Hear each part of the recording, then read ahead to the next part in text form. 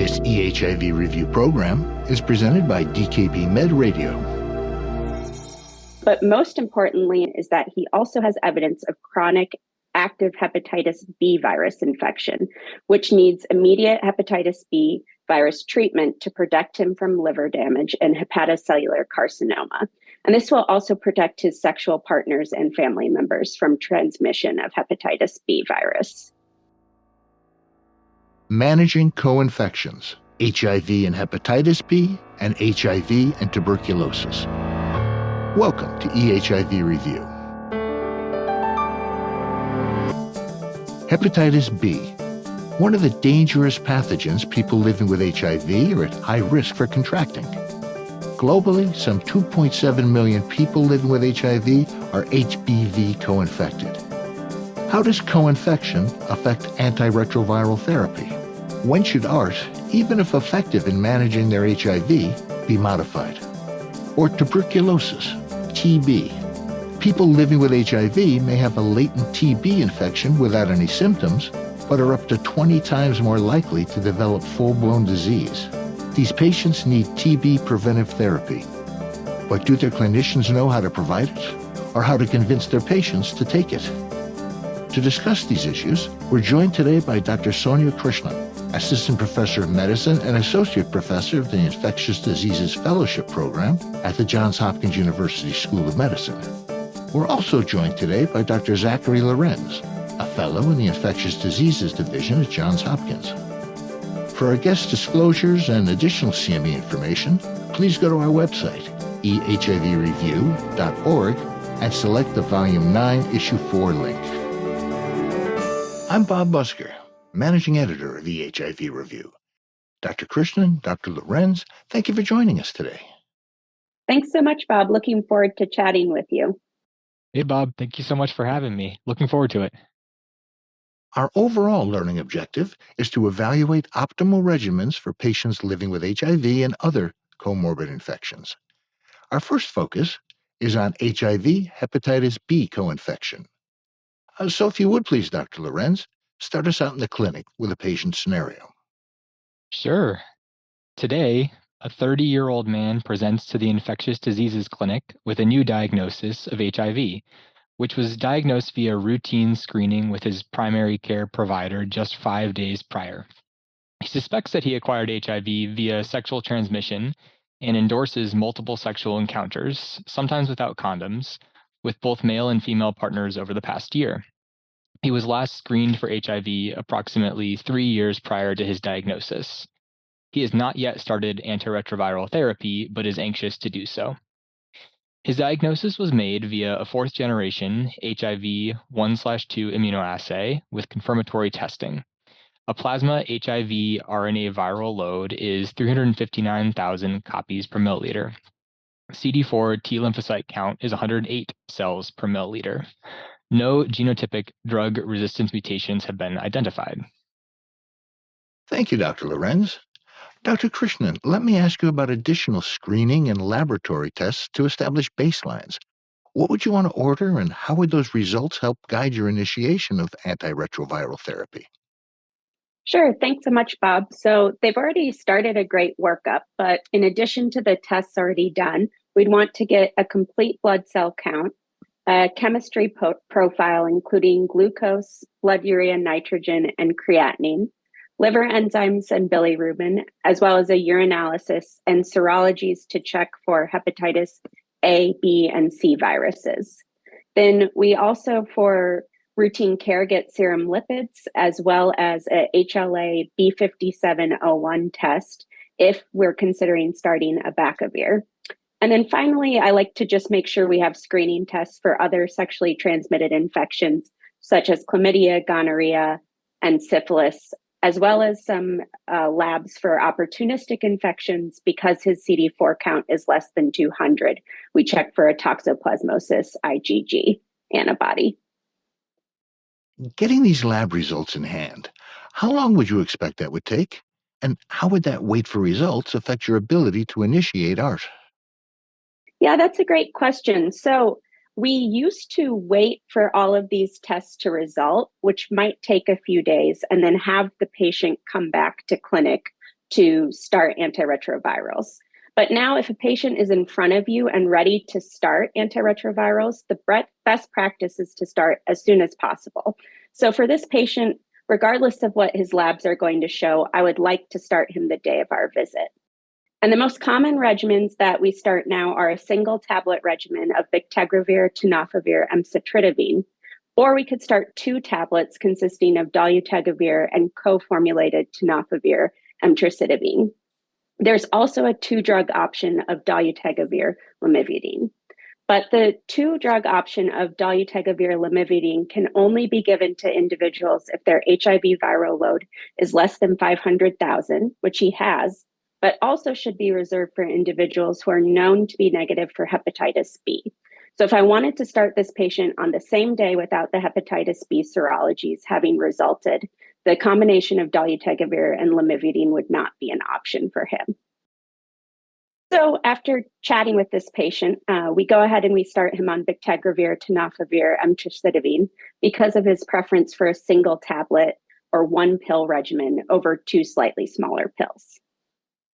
So you follow best practices and initiate ART immediately. And then his other test results come in. What do those results show? Dr. Lorenz? So for this patient, a complete blood count, fasting lipid profile, and chemistry profile with liver enzyme testing are all within normal limits. Their hepatitis serologies are notable for non-reactive hepatitis A and hepatitis C virus antibody testing. Their hepatitis B surface antibody is negative, but their hepatitis surface antigen is reactive. As well as their hepatitis B core antibody is also reactive. The envelope antibody is non-reactive for hepatitis B. Their hepatitis B viral load is over 1 million, and their hepatitis D viral testing is non-reactive. An interferon gamma release assay is non-reactive, as is testing for gonorrhea, chlamydia, and syphilis is also unrevealing. And toxoplasma IgG antibody testing is positive. Interesting. His hepatitis test results, Dr. Krishnan, what do you make of those? That's a great question, Bob, and I'm so glad that we got serologies in this patient. So his blood work shows that he has never been exposed to hepatitis C. He also has never been exposed to hepatitis A, but this presents an opportunity to vaccinate him to protect him from this infection, which can be quite devastating in people with HIV and cause profound liver dysfunction and prolonged hepatitis A viral shedding. Of note, he may also require revaccination against hepatitis A too, as acute hepatitis A infections have been documented in people with HIV who previously had hepatitis A immunity, but then lost immunity. But most importantly, and notable for immediate action, is that he also has evidence of chronic active hepatitis B virus infection, which needs immediate hepatitis B virus treatment to protect him from liver damage and hepatocellular carcinoma. And this will also protect his sexual partners and family members from transmission of hepatitis B virus.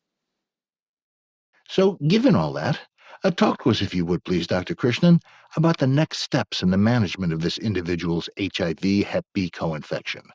What further testing might be needed? And you've started him on single tablet bictegravir, tenofovir, emtricitabine. Would you need to change that antiviral regimen? And if so, to what? Yes, that's a great question. So for him, we would also want to make sure that we screen for cirrhosis, because we know that people who have both HIV and hepatitis B co-infection are at increased risk of rapid progression for cirrhosis. The good news in his case is that we've actually already started him on treatment for hepatitis B with his HIV regimen. Bictegravir, tenofovir, and emcitriptyline have 2 drugs that are active against hepatitis B, the tenofovir and emcitriptyline. And then finally, just that we want to do a regimen that includes either tenofovir plus emtricitabine or lamivudine in his HIV treatment. So we need to make sure that we have 2 drugs that are active against hepatitis B. And for the treatment of hepatitis B alone, the one thing that really needs to be avoided is lamivudine alone. or lamivudine monotherapy as the only hepatitis B active agent. This is because people given only lamivudine for the treatment of hepatitis B have been shown to develop a cumulative resistance to lamivudine of about 70%. So tenofovir sparing regimens should be avoided in the setting of hepatitis B infection. And that is why the regimen of just dolutegravir lamivudine alone is not recommended for this patient. There's also some data that tenofovir alafenamide may be superior to tenofovir disoproxil fumarate in terms of HBV-related outcomes, but we do need further study on this. And then finally, there is data from the Alliance study that has shown that bictegravir tenofovir emtricitabine is non-inferior to dolutegravir tenofovir disoproxil emtricitabine for hepatitis B HIV co-treatment.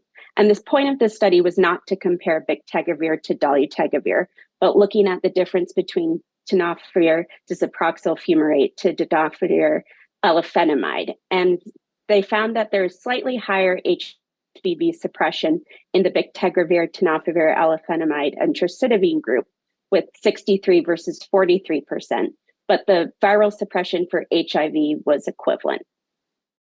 Very interesting, Dr. Krishnan. Thank you. Dr. Lorenz, what else did the testing results show? To give you a little bit more information, our patient was found not to have any evidence of cirrhosis. He initiated antiretroviral therapy and is tolerating it well without any nausea, vomiting, or right upper quadrant pain. And he returns to our clinic in 4 weeks. Dr. Krishnan, how would you monitor this patient's co-infection? Are there lab tests you would order, and how often? So some of the tests are similar to what you would do for HIV alone, such as routine safety labs with a complete blood cell count every year and a complete chemistry count every 6 weeks. And then I also would follow his HIV viral load to make sure that he becomes suppressed and stays suppressed, and would also follow his CD4 T cell count to make sure that he is reconstituting his immune system, since his CD4 count is quite low right now at 109. But in addition, I would also follow his hepatitis B viral load to make sure that that suppresses as well. And then he also needs to have biannual liver ultrasound screening for cirrhosis and for evaluation for hepatocellular carcinoma. Very good. Thank you, doctor. Now, let me give you a what-if scenario. What if this patient had been started on dolutegravir lamivudine? What would the likely results have been? Yeah, that's a great question. So the nice thing, but sometimes tricky thing about managing HIV and HBV co-infection is that there's overlap of treatment between the two viruses. So the nucleoside reverse transcriptase inhibitors, specifically tenofovir, lamivudine, and emtricitabine, all have activity against both HIV and hepatitis B virus. For HIV, an integrase inhibitor, either dolutegravir paired with just lamivudine, is effective at maintaining HIV viral suppression because dolutegravir is the drug in this regimen with the higher barrier to resistance. So while hepatitis B virus may initially respond to dolutegravir lamivudine and his HIV could be well suppressed, we would expect rebound hepatitis B viremia eventually. In HIV HBV co-infection, it is important to have 2 NRTIs active against hepatitis B virus to prevent hepatitis B resistance. Thank you, Dr. Krishnan. Dr. Lorenz, if you would please, tell us what happened next with this patient. Sure, Bob. Let's say that the patient then sends us a message next, and he wants to know if it would ever be safe for him to stop hepatitis B treatment, even for a short while. How would you respond to a patient message like that? Well, it's a really important question. Hepatitis B virus is a bit unique. The body can naturally eliminate it, but once someone has developed chronic hepatitis B virus infection, such as our patient here, it's really difficult to eradicate it entirely. And that's because hepatitis B virus forms a latent reservoir, sort of similar to HIV. And that's in the form of this covalently closed circular DNA that gets integrated into the hepatocytes of the liver. And once someone stops taking hepatitis B virus drugs and the selective pressure of that drug is removed, that viral reservoir can reactivate. And that can lead to this really robust inflammation in the liver and elevation of someone's liver enzymes with fulminant hepatic failure and even death. So that's why we say that the sudden withdrawal of hepatitis B targeting agents can result in acute reactivation or resurgence of hepatitis B. And we recommend that people not stop their hepatitis B virus acting agents.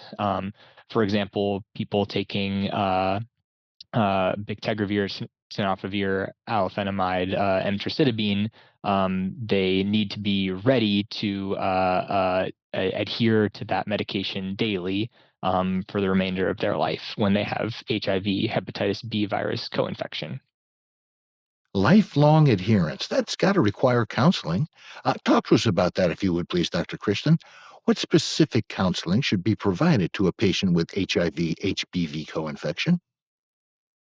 Yeah, that's a great question. So the first would just be the importance of limiting or stopping consumption of alcohol and avoiding other hepatic toxic agents, such as taking too much Tylenol. And then, as Dr. Lorenz mentioned, the importance of indefinite treatment for hepatitis B and HIV currently, and risk of hepatitis B reactivation with stopping antiretroviral therapy.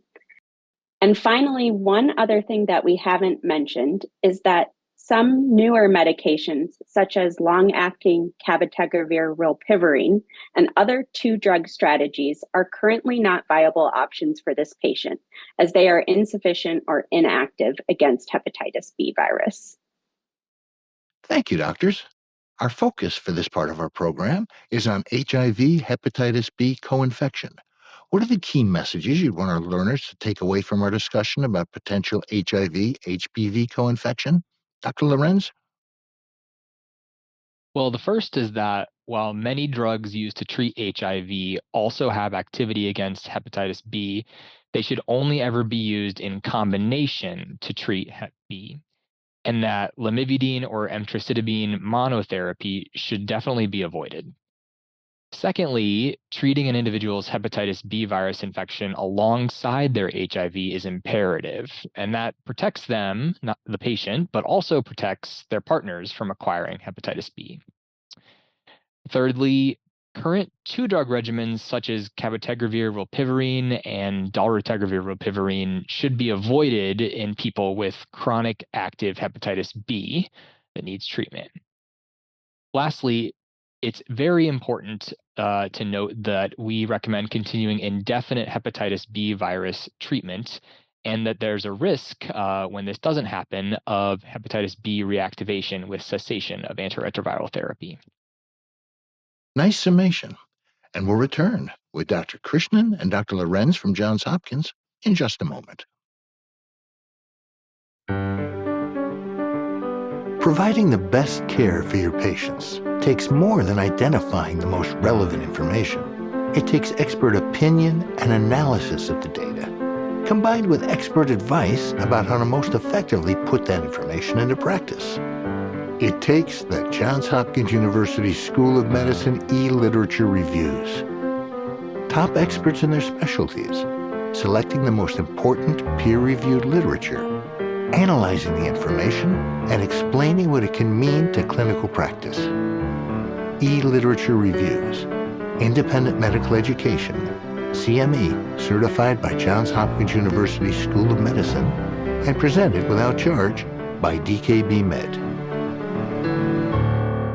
Welcome back to today's eHIV review program. We've been speaking with Dr. Sonya Krishnan and Dr. Zachary Lorenz, infectious disease specialists from the Johns Hopkins University School of Medicine, about the need for HIV care providers to identify, treat, and counsel their patients living with HIV comorbid with hepatitis B. Let's turn now to our second co-infection focus, latent tuberculosis infection and, very importantly, tuberculosis preventive therapy, or TPT. So if you would please, Dr. Lorenz, take us back to the clinic with another patient scenario. Today, a 44-year-old man with a past medical history of well-controlled HIV presents for routine follow-up in the infectious diseases clinic. He's feeling well today with no concerns. He was diagnosed with HIV 10 years ago. Since initiation of antiretroviral therapy, he has achieved an undetectable HIV viral load, and he's currently taking dolutegravir and tenofovir alafenamide and emtricitabine without any issues. He works for a nonprofit organization and frequently travels to Western Africa. He recently was found to have a reactive interferon gamma release assay showing that he had past exposure to Mycobacterium tuberculosis. His last screening test for latent tuberculosis infection was approximately 2 years prior and was non-reactive. He's currently asymptomatic and does not have chronic cough, fevers, night sweats, or weight loss. On physical examination, he's afebrile and without appreciable lymphadenopathy or abdominal pain. Okay, so sometime in the past 2 years between assays, he's been exposed to tuberculosis. Is that correct, Dr. Krishnan? Yeah, so this is an interesting case of someone who has developed latent tuberculosis infection, but they are not symptomatic. So we need to tell people that they need treatment for an infection when they're feeling okay. And that goes to the need for TPT, tuberculosis preventive therapy, which is the overall focus of this part of our co-infection discussion. So, as you're saying, this patient, even though he's not showing any symptoms right now, needs TPT. Tell you the truth, doctor, that doesn't sound like a particularly easy sell. What data can you provide to convince someone without symptoms to commit to TPT? What does the evidence say? Some important things to know are that the risk of progression to active tuberculosis disease is increased up to 20-fold in people with HIV as compared to those without HIV. And this is especially high in those who are not on antiretroviral therapy. And although antiretroviral therapy and control of HIV, which our patient has, reduces the risk of TB disease by 70 to 90%, the overall risk of developing TB disease in people with HIV remains higher than in people without HIV. And globally, TB is actually a leading cause of death among people with HIV. And mortality rates from TB are significantly higher in people with HIV than those without HIV. But one exciting thing is that we have mounting evidence that is showing that shorter regimens of TB preventive therapy are safe and effective in people with HIV. And now short course rifamycin containing regimens are preferred in the United States over longer durations of isoniazid therapy alone. Well, that's really relevant to this case because while our patient, after talking to him, is interested in initiating TPT, he really wants to find a regimen that's as short as possible for him. Before you can determine the most appropriate TPT regimen for this patient, is there further testing that needs to be done? Yeah, so Dr. Lorenz already gave us a little bit of information about this patient's symptoms, but it's really important for us to assess for symptoms and make sure that there's no concern for active TB disease. So he's not having cough, weight loss, night sweats, severe enough to soak his sheets, for example. We'd also want to get a set of vitals to make sure they're normal without any fever or hypoxia. We'd get a chest x-ray to make sure there are no abnormalities that would make us suspicious for active tuberculosis disease. And then we'd just repeat his baseline HIV viral load testing if not done recently, as well as a complete blood cell count, a chemistry panel to look for his baseline liver function.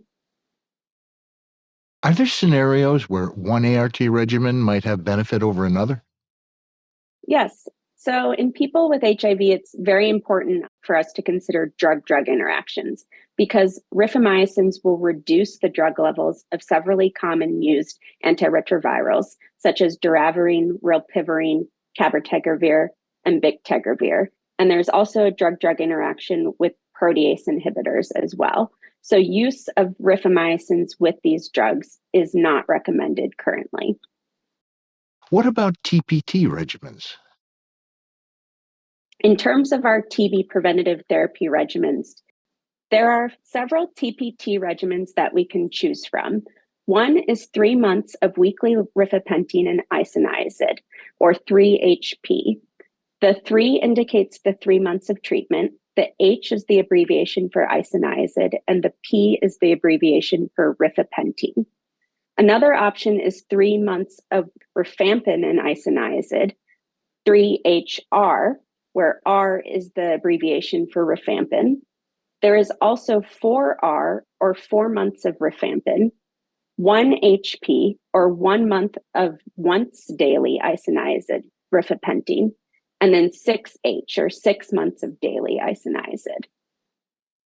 In terms of 3HP, because of one of the classes of TB therapy called rifamycins that we've talked about that are known to reduce the drug levels of integrase strand transfer inhibitors, we previously were not sure if 3 months of once weekly rifapentine and isoniazid needed a change in the dosing of dolutegravir. But we do have a study that is out called the Dolphin study, which has addressed this. And Dolphin was a phase 1/2 single-arm study of people living with HIV treated with dolutegravir and 3HP. And it was found that rifapentine decreased dolutegravir exposure by 26%, but trough concentrations remained above the 90% maximum inhibitory concentration for all but one participant. And all participants maintained an undetectable viral load throughout the study period. So now 3HP is recommended in virally suppressed persons receiving efavirenz, raltegravir, or dolutegravir, which you can give as once daily dosing without needing a dose adjustment of rifapentine, isoniazid, or antiretrovirals. And then finally, 4R, or 4 months of rifampin, or 3 months of isoniazid rifampin are an option, but it would require a dose adjustment of dolutegravir to twice a day. And then it is important to note that 1HP studies, or the 1 month regimen of isoniazid rifapentine studies with dolutegravir, are pending. But efavirenz use is fine in the brief TB study, which showed non-inferiority of 1HP, or 1 month of isoniazid rifapentine, to 9 months of isoniazid alone. So based on that information, for our patient who's taking a dolutegravir-based regimen, it sounds like there aren't quite robust data for 1HP yet, but 3HP might be the best choice at this time, as it's far shorter and far more achievable for him than 6 months of isoniazid. Understood. Okay, and I'm going to ask you a what-if question, Dr. Krishnan. What if this patient was taking bictegravir, TAF, and FTC? Yeah, so unfortunately, the data are still pending on dose adjustments needed for bictegravir, tenofovir, and emtricitabine alongside the rifapentine-containing regimens. So in all likelihood, we'll be able to safely co-administer bictegravir with rifapentine and rifampin, but studies are still underway to guide if dose adjustments are needed. So either a patient could be switched to dolutegravir, tenofovir, emtricitabine, but in this case, I probably would not switch someone just for a 3-month TB infection treatment regimen. So you would need to use 6 months of isoniazid if on bictegravir, tenofovir, emtricitabine, but you could also offer a switch to the patient. Dr. Krishnan, talk to us about monitoring, if you would, please. When and how would you monitor a patient's HIV viral load while on TPT? Is any further monitoring, particularly for toxicity, needed? Yeah, so given the relatively limited data supporting daily dosing of dolutegravir over twice daily dosing dolutegravir, I would get a monthly viral load for this patient for the 3 months that they are on therapy. There's not any need to repeat his liver function tests unless he develops symptoms. And just as a reminder that this regimen is better tolerated if you add on vitamin B6 or pyridoxine to prevent any neurotoxicity from the isoniazid. Dr. Krishnan, how would your approach change if your patient was viremic and antiviral naive, but also needed treatment for latent TB infection? What does the evidence say about that? Yeah, that's a great question because that's different than the case we presented where our patient was virally suppressed. So the Dolphin study was initially only done in virally suppressed individuals, but we do have new data now from the Dolphin 2 study, TOO, where treatment for HIV was started in antiretroviral naive individuals. And that treatment was dolutegravir-based 3-drug regimen. But then individuals were also simultaneously started on either 3HP or 6H. And there was found to be good tolerability and safety with similar high rates of viral suppression in both groups.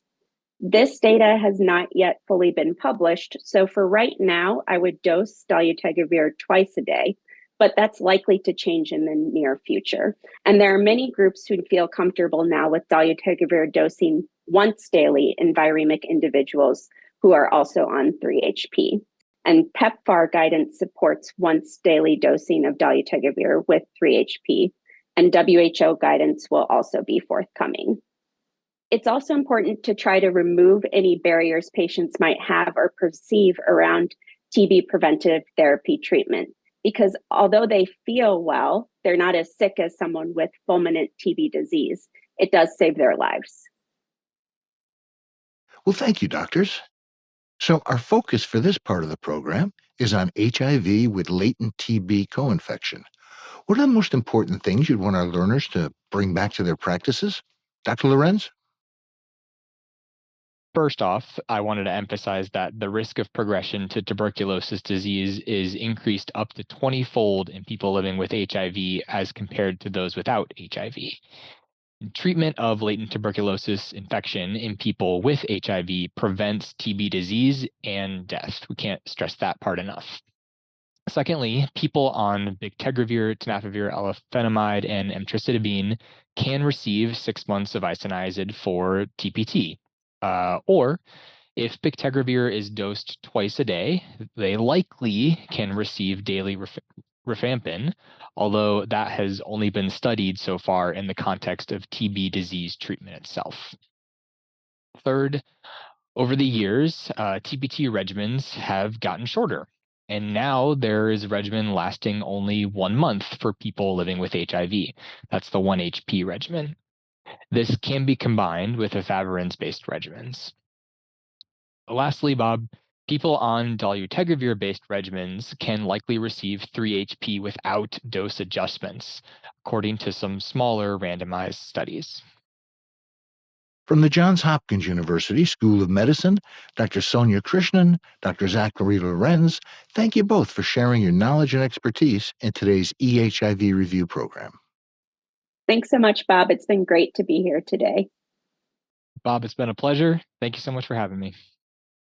For eHIV Review, I'm Bob Busker.